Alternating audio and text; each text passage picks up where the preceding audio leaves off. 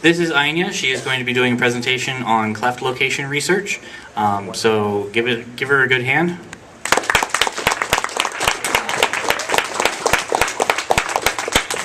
All right, Ainia, take it away. All right. Once we get the first slide up here, you guys may want to adjust your seating. It's kind of bright in here, and we can't darken the room anymore. And I'm not sure what you'll be able to see or read. Can you see?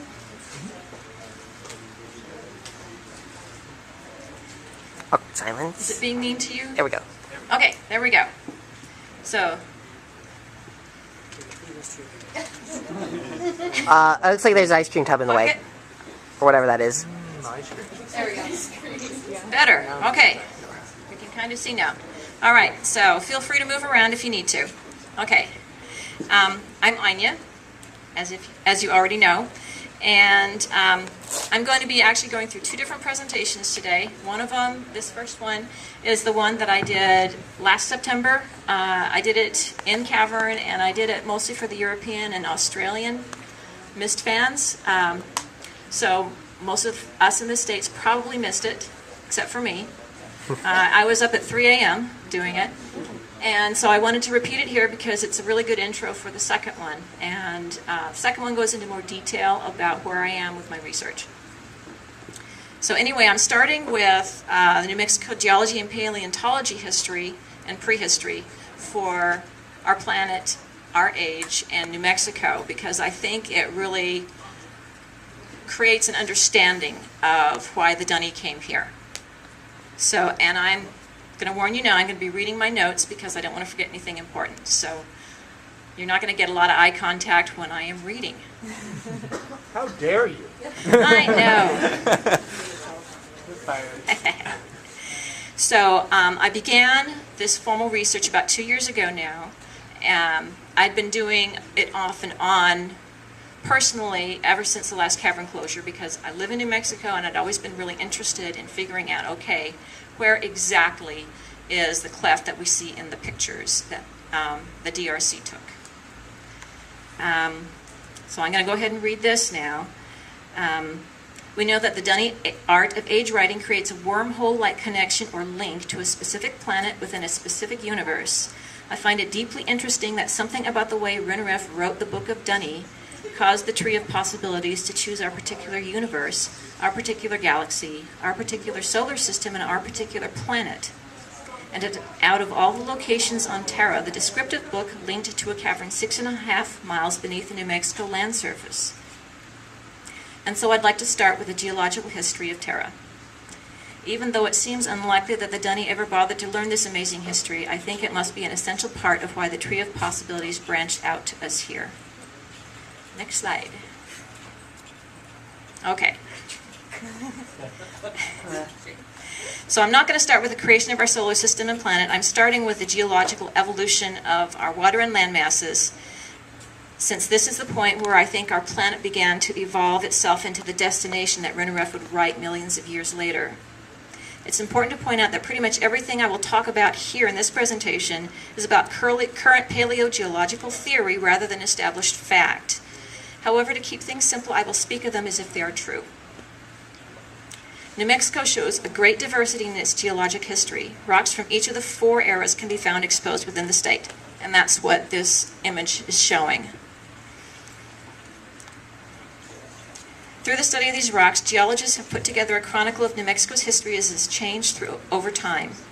All the maps on this and the following slides mark the location of New Mexico with a red square, the one you see down there. All the images that follow are photos of New Mexico geology or represent stages of New Mexico's prehistoric evolution. In cases where I was unable to find New Mexico photos, I opted for similar photos from surrounding states. And I'm going to try and zip through all of this stuff, so if you need me to slow down, yell. But I'm really worried that we're not going to have enough time to get through everything and then discuss anything or answer questions that you guys might have.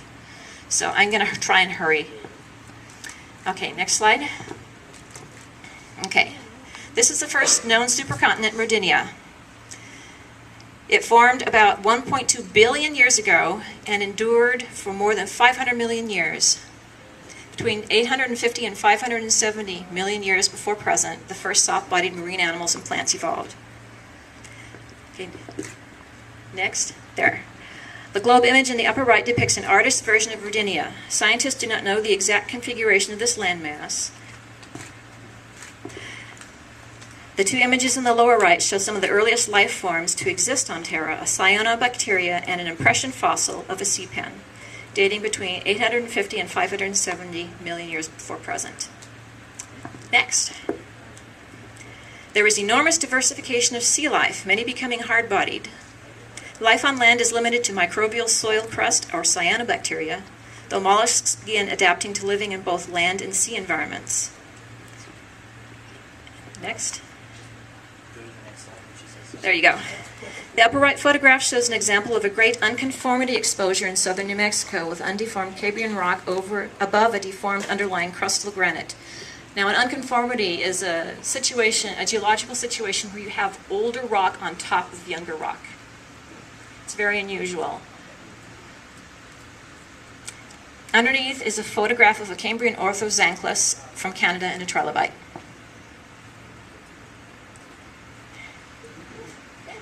There you go. That's the orthoxanthus. There's the trilobite. There you go. Next slide. Sea life continues to diversify, and existing brachiopods and trilobites develop more exotic forms, while some early eel-like fish evolve. Oceans are filled with algae, diverse invertebrates, as well as corals, crinoids, cephalopods or squid, and gastropods or snails. Okay, next. There you go. The upper right photograph shows a Declovithus trilobite from Morocco. Underneath is a Platystrophia brachiopod from central New Mexico and a group of Sauerbiella brachiopods from Kentucky. At the bottom is a photograph of an Ordovician deposit in central Colorado. Sea life continues to flourish and the first coral reefs form. Fish diversify and some species develop jaws. The exodus to land begins with tiny vascular plants followed by centipedes and scorpions. The upper right photograph shows Silurian deposits in Ohio. Underneath are worm fossils from Pennsylvania. The lower two show a giant sea scorpion along with a size comparison drawing. They were big. Next slide. It is the age of fishes. It does, yes.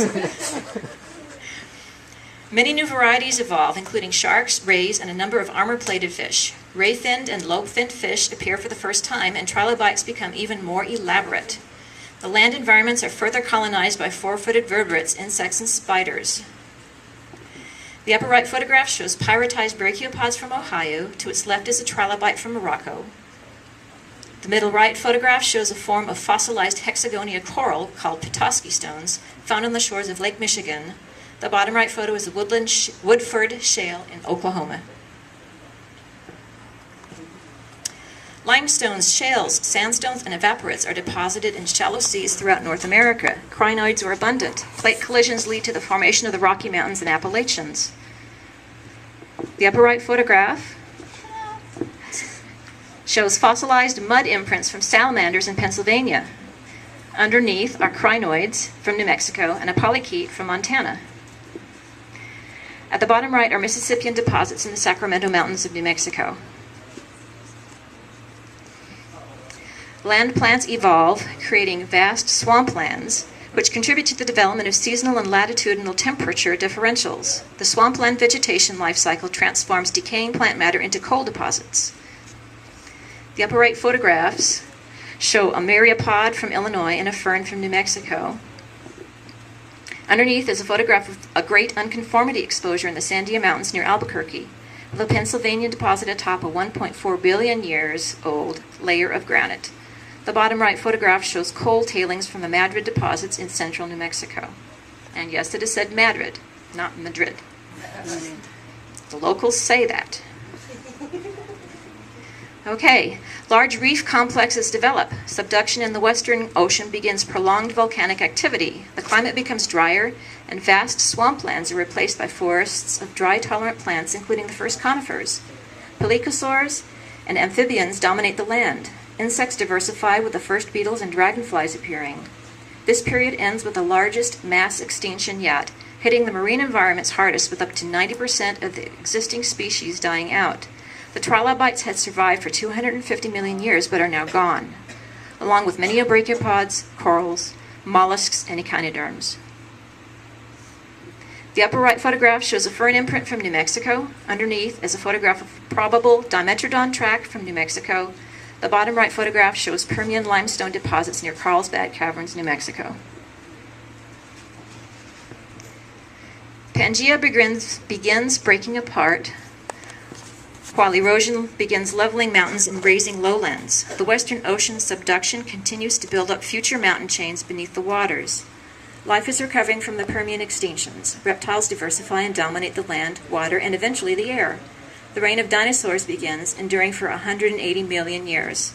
The mammals begin as tiny shrew-like animals. The upper right image shows some Coelophysis in New Mexico. Underneath is a photograph of a Dicynodont and a phytosaur. The lower right photograph shows Triassic layers near Ghost Ranch, New Mexico.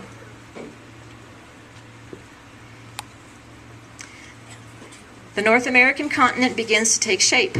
The Western Ocean subduction volcanic activity breaks the water surface as island chains, while great dunes form along the eastern coast. Dinosaurs continue diversifying, and the supergiants become abundant. Ammonites dominate the ocean invertebrates. The upper right photograph shows a close-up of the herbivore Seismosaurus. Underneath is a photograph of a full Seismosaurus, one of the lengthiest known dinosaurs at 33 meters, along with the largest New Mexico predator of the time, Saurophagonex. The lower right photograph shows Jurassic layers in a northern New Mexico cliff face. An enormous shallow sea splits North America from north to south. The Western Ocean subduction activity intensifies, building up the mountains along the western coast, while the Rocky Mountains begin uplifting again. The last great extinction event brings this period to an end, starting with an asteroid impact in the Gulf of Mexico, which leads to the extermination of most land flora, all land fauna larger than a German Shepherd, and about 70% of all marine fauna. It was bad. Yep. The upper right image illustrates some of the marine flora and fauna from the New Mexico seas. Underneath is a photograph of the northwestern New Mexico Badlands layers formed from the seafloors. The lower right image illustrates the asteroid that ended the Cretaceous with a global mass extinction. Sea levels drop, and mid-North American shallow sea is replaced by tropical forests and a small mountain range. Tectonic activity in the west leads to rapid mountain uplift along with volcanic activity. This contributes to the beginnings of the Rio Grande Rift. Keep this in mind. Mammals evolve rapidly, diversifying to fill the niches left by the dinosaurs. The upper right photograph shows a giant bird, Diatryma, from New Mexico. Alongside is a fish and a patamid from Wyoming. Apatamids were petite, long-tailed insectivores. Underneath is a butterfly from Colorado. The bottom right photograph shows Eocene layers in the San Juan Basin of northwestern New Mexico. Things are starting to look familiar now. Subtropical forests give way to grasslands as climates become more arid. Volcanic activity intensifies, which weakens the Rio Grande Rift area lithosphere, allowing for further rift development. Mammals continue to diversify and adapt to a savanna ecosphere. Many land and marine animals begin looking similar to their current-day descendants. Mammalian megafauna are plentiful, including mastodons, saber-toothed cats, camels, horses, and giant wolves, bears, and beavers. The upper right image shows oreodonts, small ungulates that lived in the New Mexico grasslands. Underneath is a photograph of an oreodont animal tracks. The bottom right photograph shows shiprock, a volcanic neck formed in northwest New Mexico from volcanic activity during the beginning of the Oligocene. Glacier sheets sweep down from the north several times, gouging out the Great Lakes and approaching within 500 miles of New Mexico's northern border, creating colder, wetter climates. Volcanic activity continues throughout parts of New Mexico. Homo sapiens evolves in Africa, and populations begin migrating across the world, with hunter-gatherers arriving in North America in several waves. Megafauna populations continue to flourish but begin to wane and go extinct at about 11,000 years before present.